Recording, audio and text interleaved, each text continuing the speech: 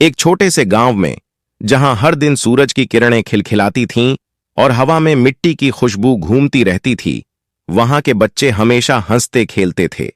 उनके पास कोई खेलने की चीजें नहीं थीं, लेकिन उनकी आत्मा में खुशियों की बारिश होती रहती थी। इस गांव का एक बड़ा सड़क परिसर में स्थित था। बच्चे रोज उस सड़क पर खेलते, दौड़ते और मजे करते थे। एक दिन गांव में एक मेला आया। मेले में बच्चों के लिए कई खेल और विभिन्न आकर्षण थे। गांव के बच्चे उत्साहित होकर मेले की ओर बढ़े। वहां पहुंचकर उन्हें बहुत से खेल दिखाई दिए, जैसे कि लकड़ी की कुर्सी पर बैठकर गोली मारना, मटके फोड़ना और हुल्लड़बाजी करना। गांव के एक छोटे से लड़के का नाम राजू था। राजू ने मेले में एक खेल का दृश्य देखा, जिसमें एक गोल्डन डकलिया था और उसके पीछे कई सोने के सिक्के थे। उसे वह खेल बहुत पसंद आया। राजू ने वहां जाकर पूछा, यह खेल कैसे खेलते हैं?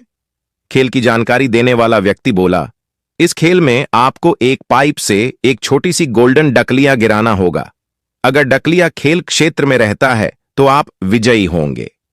राजू ने तत्पश्चात उस खेल में भाग लिया। पहली कोशिश में ही उसे विजय मिली। वह उस सुनहरे डकलिये को जीतने के बाद बहुत खुश था।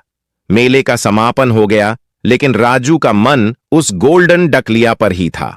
उसने अपने दोस्तों को साथ लेकर डकलियां ढूंढने का निर्णय किया।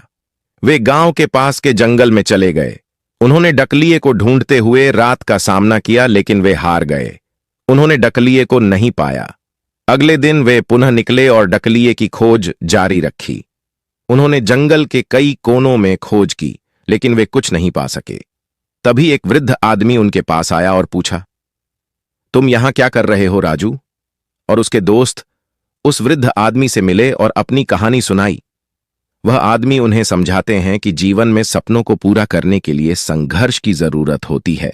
वह कहते हैं, बेटा, सपने पूरे करना आसान नहीं होता, लेकिन उन्हें पूरा करने के लिए हमें हार नहीं माननी चाहिए।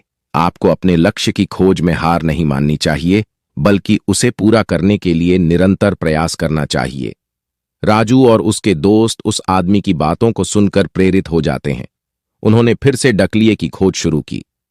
दोपहर के समय जब धूप ज्यादा तेज हो रही थी, राजू ने एक पेड़ के नीचे एक छोटी सी डकलियां देखा। वह उसे पकड़कर अपने दोस्तों को बुलाया। सभी बच्चे खुशी से झूम उठे। राजू ने अपने हाथों में डकलियां लेकर खुशी खुशी गांव की ओर बढ़ा।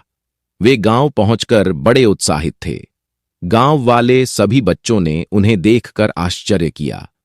राजू और उसके दोस्तों ने समय बिताने के लिए अपनी खुशियों को साझा किया और एक दूसरे के सपनों को समझा। उनके प्रयासों के बाद उन्होंने अपना सपना पूरा किया और गोल्डन डकलिया जीत लिया। लेकिन सबसे बड़ी बात यह थी कि उन्होंने देखा कि सपनों को पूरा करने के लिए कितनी मेहनत और उत्साह की आवश्यकता होती है। इस कहानी से बच्चे यह सीख सकते हैं कि उनके सपनों को पूरा करने के लिए उन्हें मेहनत करनी चाहिए, हार नहीं माननी चाहिए और संघर्ष करना चाहिए। यही उनकी सफलता की कुंजी है।